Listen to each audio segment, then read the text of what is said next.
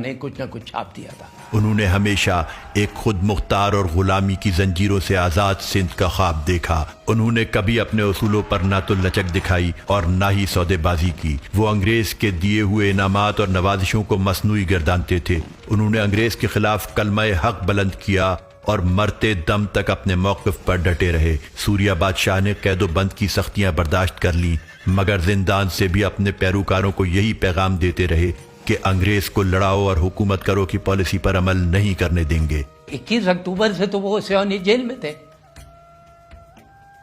سی پی میں سیونی جیل میں تھے۔ How can he instigate or order the horse to commit crimes جبکہ بند ہے؟ وہ سٹینس صرف ایکتا سے ہو سکتا ہے اگر سپرنٹینڈنٹ جیل ملا ہوا ہے اور جو ان سے ملنے آ رہا ہے اس میں کنائیونس ہے سپرنٹینڈنٹ جیل کی، جو کہ نہیں تھی۔ تو یہ فیصلہ کیا کہ ہم وہ آرگیومنٹ نہیں لے سکتے، ہم یہ کریں گے کہ ہم ایک لا پاس کریں گے، مارشل لا آرڈیننس، جو کہ یہ کہے گی کہ ان کے اریسٹ سے پہلے جتنی کرائمز ہوئی ہیں وہ پیر صاحب نے کرائی ہیں اور یہ مارشل لا میں ایکسیپٹیبل ہیں۔ تو اس طرح سے ان کی ہروں کی کرائم میں پیر پگاڑا کو پھانس رہے تھے، اور کیونکہ کچھ مرڈرز تھے، بہت سارے ہروں نے نہیں کیے تھے، کچھ آؤٹ آف شیئر کمپلشن، جب کوئی اٹیک کر رہا ہے تو انہوں نے ڈیفینس میں کر دیا، بہت ایسے تھے۔ تو out of share compulsion plus police کی ہیرسمنٹ اتنی زیادہ تھی، ریزسٹ کرتے تھے، آؤٹ آف شیئر ہیرسمنٹ انہوں نے کرائمز کچھ کی ہوں گی۔ تو یہ سب جتنا بھی برڈن آف پروف تھا وہ انہوں نے ڈال دیا پیر صاحب کو through that ordinance, back dating of an ordinance. وہ انگریز کی ناکامی کو وقوع پذیر ہوتا دیکھ چکے تھے۔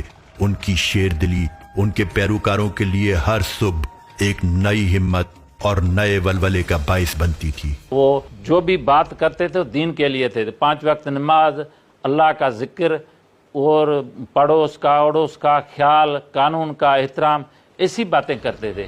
سوریہ بادشاہ نے جہد مسلسل اور سرفروشی کی اعلیٰ ترین داستان رقم کی ہے۔ مارشل لا کورٹ میں لمبی لمبی لسٹیں بنائی گئی کہ یہ ڈیفینس کے ایڈوکیٹس ہیں جو پیر صاحب کے فیور بیان دیں گے، ان کو پریشرائز کیا گیا۔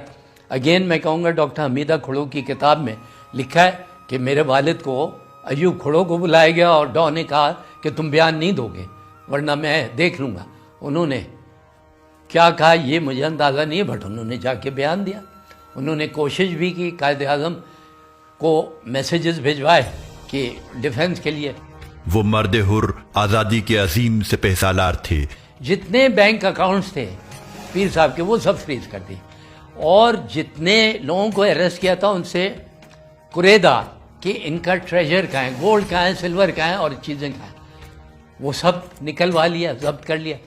پھر ان کا جو پیجو گوت میں پیلس ہے اور وہ سب ان کو بمبارڈ کر دیا۔ میجر بورل تھے جنہوں نے ڈائنامائٹس پلان کی، بڑا ویل آرگنائز آپریشن تھا under a kernel and brigadier. جو گڑھن بنگلہ تھا وہ بلاسٹ کیا۔ اس کا بیک گراؤنڈ اور ریزننگ یہ تھی انگریز کی کہ ہم اتنا ڈرا دیں ان کو کہ وہ جو ہم چاہتے ہیں بیان دے دیں، اور پیر صبغت اللہ کو اندازہ ہو جائے کہ ہم یہ بھی کر سکتے ہیں۔ سن 1936 سے 1943 تک سوریہ بادشاہ کی 7 سالہ جدوجہد میں یہ دوسری گرفتاری تھی جو انہیں جیل سے تختہ دار تک لے جانے کا باعث بن رہی تھی۔ ڈیفینس کے وٹنسز کو ٹیررائز کر دیا تھا، ڈرا دیا تھا۔ 3-4 ایسے ڈیفینسز تھے، ڈیفینس کے وہ تھے ان کے وٹنسز جو ان فیور میں بیان دیتے، کورٹ میں جا کے ان کے خلاف دے دیا۔ اچھا، کورٹ میں 100% سیکریسی۔ اگر کوئی کہتا ہے کہ میں موجود تھا، گورے کے علاوہ اور کوئی موجود نہیں تھا کورٹ میں۔ Evan Edward Harland Holt district magistrate Sukkur نے کوشش کی کہ وہ بھی کورٹ میں اٹینڈ کیا دیکھنے کے لیے۔ پہلے کہا گیا ہاں آ سکتا ہے، 2 دن کے بعد کہہ دیا نو، کوئی نہیں آ سکتا۔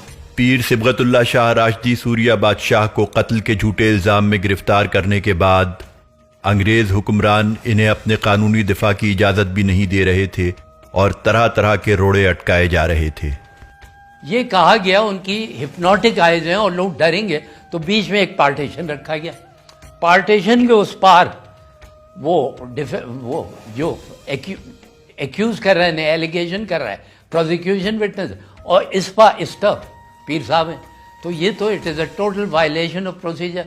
وٹنس برقع پہن کے آ رہا ہے. یہ سندھی رائٹرز نے بھی لکھا ہے اور کچھ انگریز رائٹرز ہیں انہوں نے بھی لکھا ہے. کم از کم برٹش ڈاکیومنٹس کے مطابق 200 سے 250 حروں کو ہینگ کیا گیا اور پتہ نہیں کتنے ہزاروں کو مار دیے گئے انکاؤنٹرز میں. اچھا, اب جب ٹرائل ہو رہی ہے تو ایکیوز کے لیے ایک ایڈوکیٹ ہونا ضروری ہے. ان کو جو ایڈوکیٹ ملا اس کا نام تھا دیالمل لالوانی. یہ نوشر و فیروز کا حالانی کا تھا اور بہت ہی اچھا کمپیٹنٹ لائر تھا.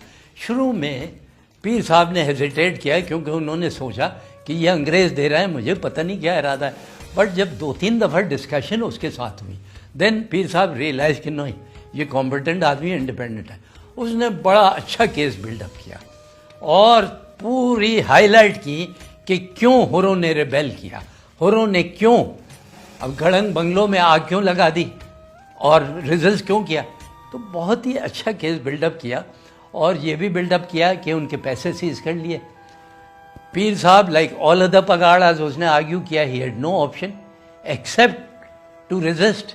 20 مارچ سن 1943 کو صرف 32 سال کی عمر میں سوریہ بادشاہ کو حیدرآباد کی جیل میں تختہ دار پر لٹکا دیا گیا. اب دیکھو پیر صاحب کی جو ایج تھی وہ 32 سال کی عمر میں اس کو سزائے موت ہو گئی. 32 سال کی عمر میں تاریخ میں جو لوگ دیکھتے ہیں, سکندر اعظم ایسا آدمی تھا جس نے 32 سال کی عمر میں وفات پائی لیکن ساری دنیا پہ اس نے جو ہے حکمرانی کی.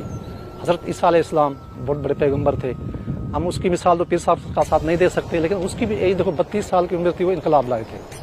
لیکن پیر صاحب 1921 میں اس کو پگ پہ بیٹھے تھے, 1943 میں سزائے موت ہو گئی. بظاہر انگریز حکمران انہیں پھانسی دینے میں کامیاب ہو گئے تھے, مگر دراصل انگریز نے بر صغیر پر اپنی حکمرانی کے تابوت میں آخری کیل ٹھوکی تھی. لیمبرک اپنی کتاب میں لکھ رہا ہے کہ جی میں نے کہا کہ اس کے ساتھ میں چیس کھیلتا تھا اور میں سوچتا اور ہر رات میں ہار جاتا تھا.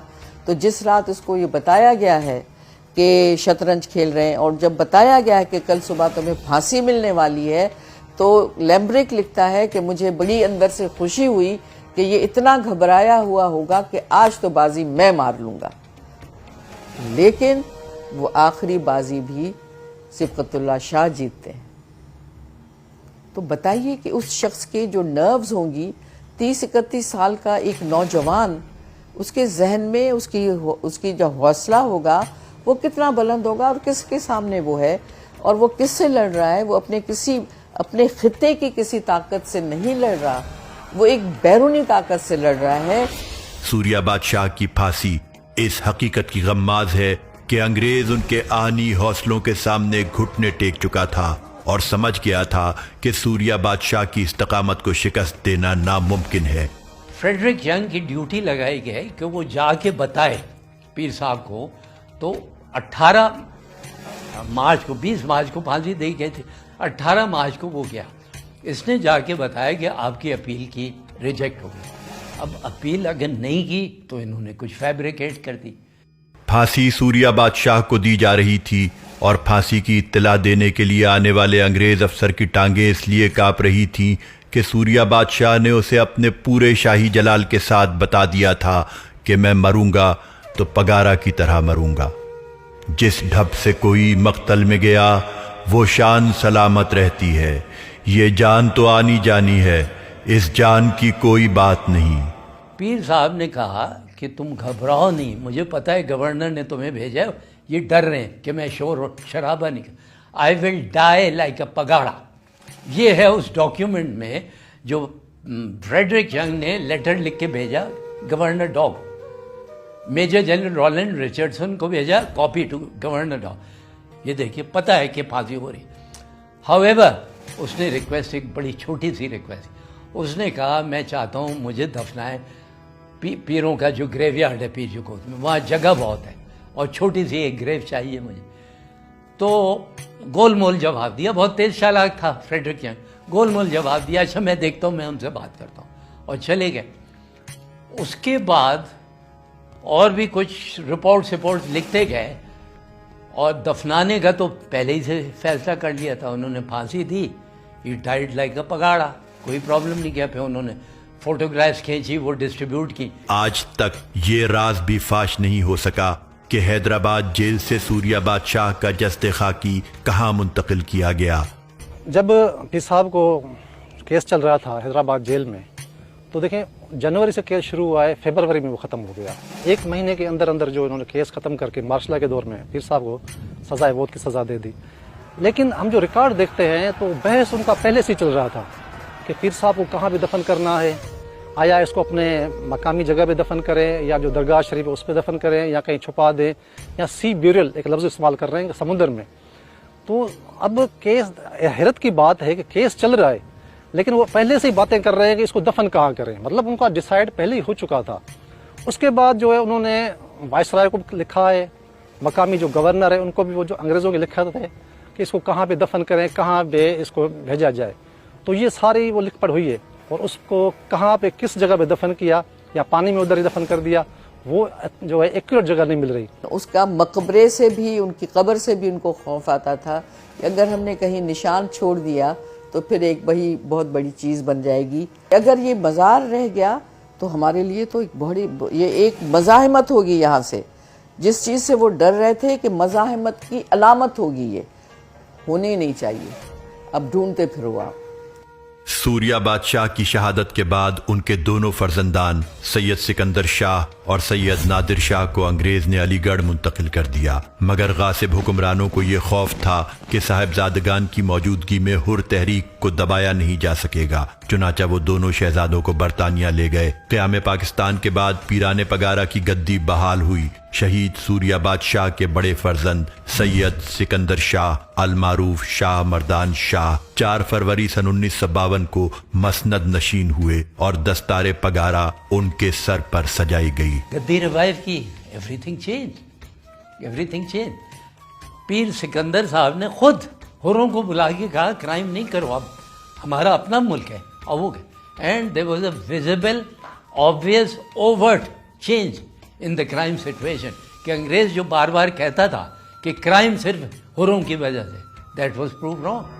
سن 1965 کی پاک بھارت جنگ میں 65,000 حر مجاہدین نے مادر وطن کے دفاع میں ہراول دستے کا کردار ادا کیا. یہ جو شاہ مردان شاہ تھے, انہوں نے پیر پگارا بننے کے بعد ایک کام کیا, اور آپ نے دیکھا ہوگا کہ جتنے دن وہ سیاست میں رہے انہوں نے پاکستانی فوج کے ساتھ کھڑے مل کے تو کام کیا ہے کہ 1965 کی جنگ میں حروں کا ایک پوری بریگیڈ جو تھی وہ تھرپارکر کی طرف سے جا کے پاکستانی فوجوں کے ساتھ لڑی ہے. تو دس واز شوئنگ دی سولیڈیرٹی اور ان کے ساتھ کہ ہم آپ کے ساتھ ہیں. اس مقصد کے لیے انہیں ابتدائی فوجی تربیت بھی دی گئی اور بھارت کو نشان عبرت بنانے کے لیے اسلحہ بھی فراہم کیا گیا. 1965 کے وار میں رزلٹ بالکل اپوزٹ تھا. انہوں نے بڑی لائلٹی دکھائی, بڑی زبردست ڈیزرٹ وارفیئر میں کمانڈو ایکشن کیا, اور پتہ نہیں کتنے تھاؤزنڈ آف ایکرز قبضے کیے. صحرائی جنگی رموز سے تاریخی طور پر آگاہ ان حروں نے بھارت کو ناکوں چنے چبوا دیے. ہزاروں کی تعداد میں پیر صاحب نے یہاں سے غازی بھٹے کیے, جنہوں نے آگے جا کر اس دھرتی کے لیے